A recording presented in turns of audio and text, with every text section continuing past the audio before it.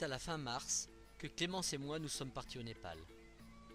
Très impliquée depuis la création de l'association, c'est enfin la possibilité pour elle de mettre des saveurs, des odeurs aux nombreux reportages vidéo et photos que nous avions visionnés en famille.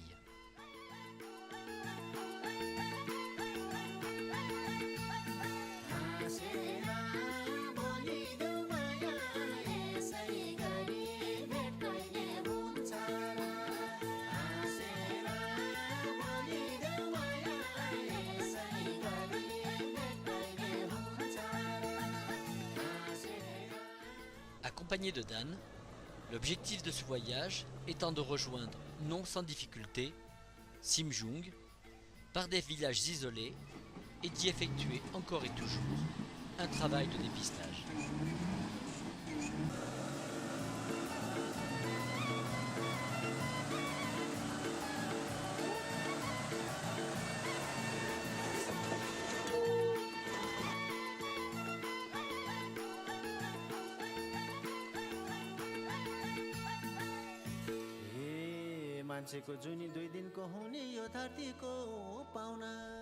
Pour Clémence, institutrice, ce seront malheureusement des écoles vides que nous rencontrerons. Le mois d'avril étant un mois de vacances au Népal. Mais c'est pour elle la découverte d'un autre environnement d'apprentissage et d'enseignement.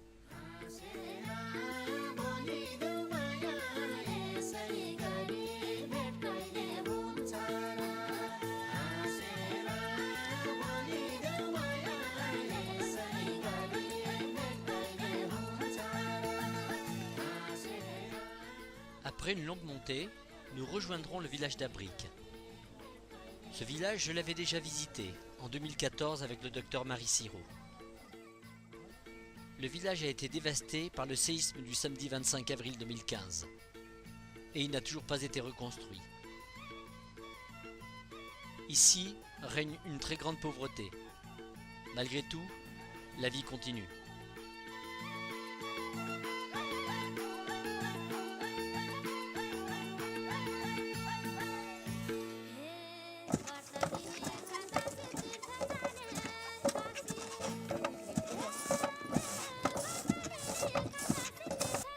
Nous logerons comme d'habitude chez l'habitant, selon les moyens du bord.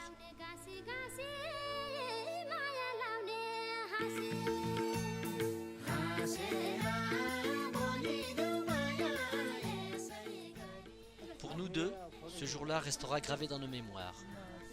Avec nous, plus de 80 peluches, que nous distribuerons abondamment à l'ensemble des enfants du village. Un bon moment d'émotion et de partage qui se passeront de commentaires.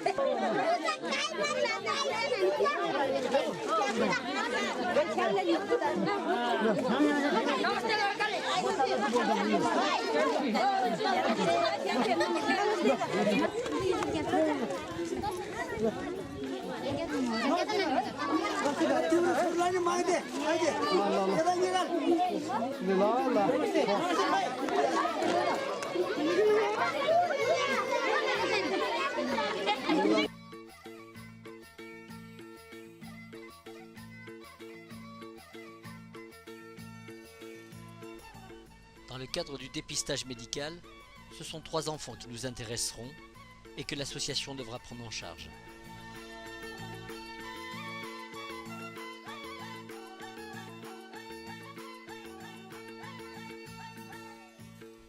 Chaque jour, nous reprendrons notre chemin dans des villages et des paysages toujours aussi dépaysants.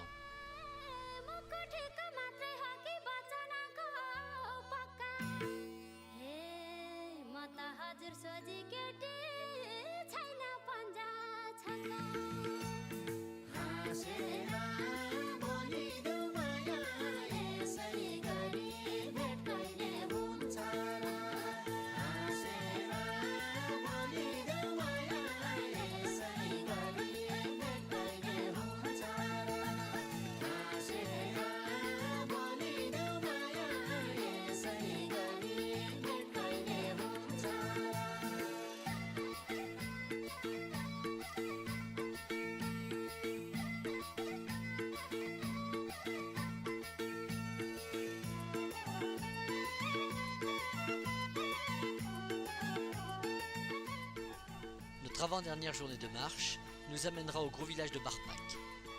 Nous y trouverons le petit Bikash, qui devra consulter lui aussi à Katmandou.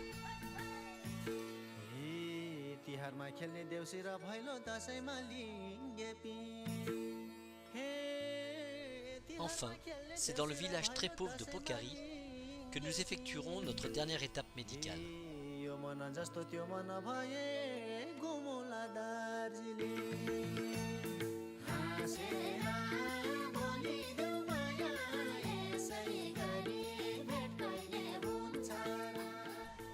Les enfants étant en période de vacances, nous rencontrerons l'institutrice du village qui nous mettra en contact avec 5 enfants, porteurs d'handicap pour certains, très impressionnants.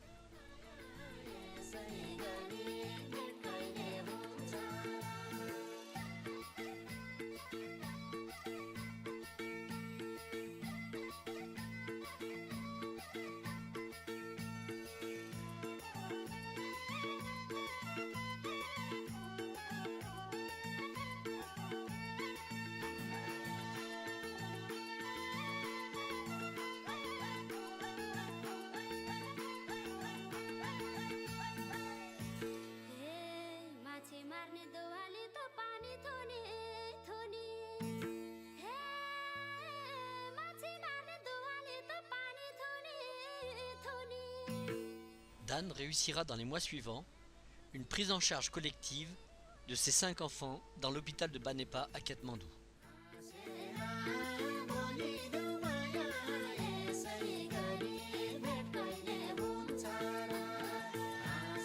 C'est le lendemain matin, dans un paysage fantastique, que nous effectuerons cette ultime étape de marche avant d'arriver chez Dan à Simjung. Cette journée est une journée exceptionnelle pour moi et notre association Manoj. Nous sommes attendus pour la première fois depuis la création de l'association en 2010 par la maman et la famille du petit Manoj pour une invitation à dîner. Nous y retrouvons Kalpana, la grande sœur de Manoj, qui vient de finir ses études d'infirmière par notre intermédiaire, ainsi que Bikash, son frère, scolarisé à Katmandou par notre association. Arrivé dans le village de Dan, nous sommes heureux de constater sa reconstruction, tout comme son école, détruite également lors du séisme du samedi 25 avril 2015.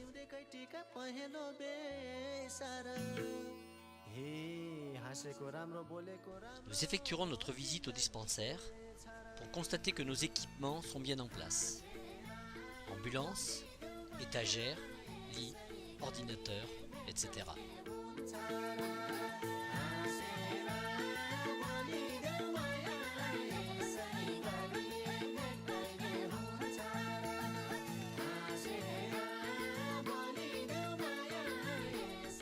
Nous terminerons notre voyage par la distribution de matériel scolaire et des dessins et correspondances entre l'école primaire de Notre-Dame-de-Beaune et l'école du village.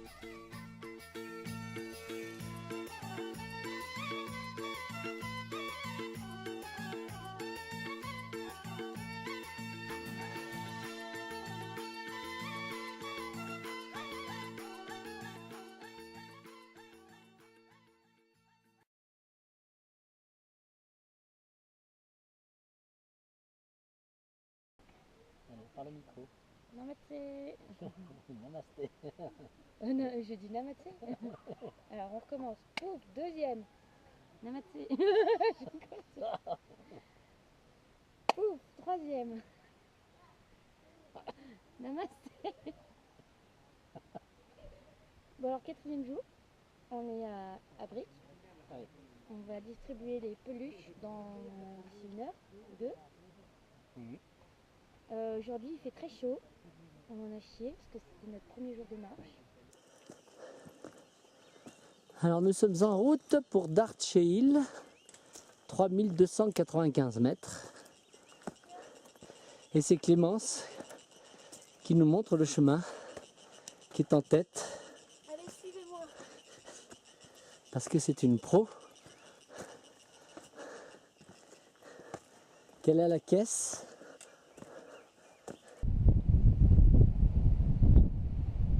Les mots me manquent. Bon alors on est arrivé au... comment ça s'appelle? À Dartshey. À Dartshey Hill. On est parti à 2000 mètres. Non, 1800 mètres.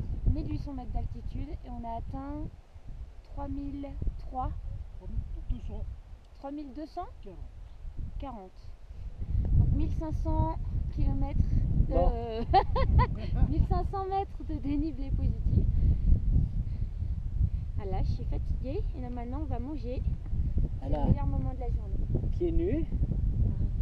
Et puis Dan qui est en train de couper le saucisson. Sabine qui se restaure. Sabine, dere, boklayo, malaini. On n'avait plus de pastis, on a tout bu. On a pris qu'une petite bouteille. Et effectivement, on a tout passé le pastis. Jour 7. Allez, qu'est-ce que tu as à dire aujourd'hui? Alors aujourd'hui, on est parti ce matin de Barpak. On a descendu la vallée puis on est remonté dans un village qui s'appelle Pokari. Pokari. Journée la plus difficile pour moi parce qu'il faisait très chaud. Physiquement, c'était très dur. J'ai des gros coups de soleil. Et très dur aussi parce qu'on est arrivé dans un village très pauvre. Donc c'est vrai que Clémence elle a de beaucoup de soleil. Donc je pense qu'effectivement voilà, donc elle s'est même fait piquer par une sangsue parce qu'on s'est même baigné,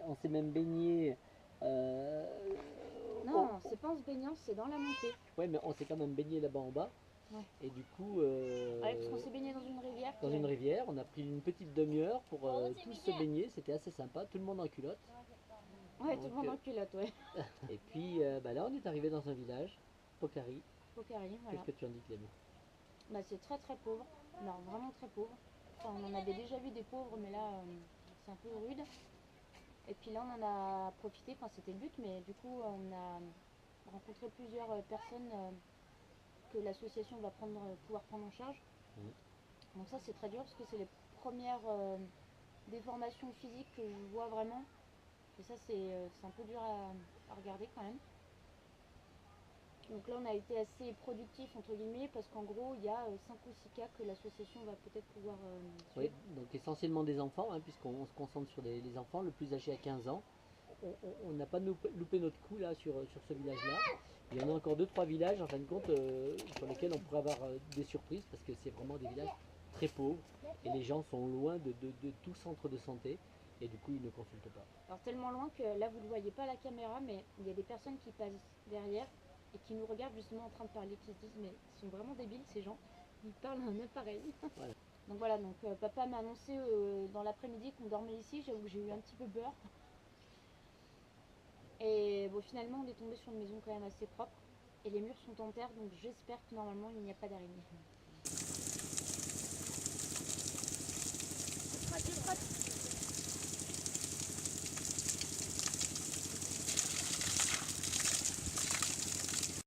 Ton singe à Souma, ton linge à Souma.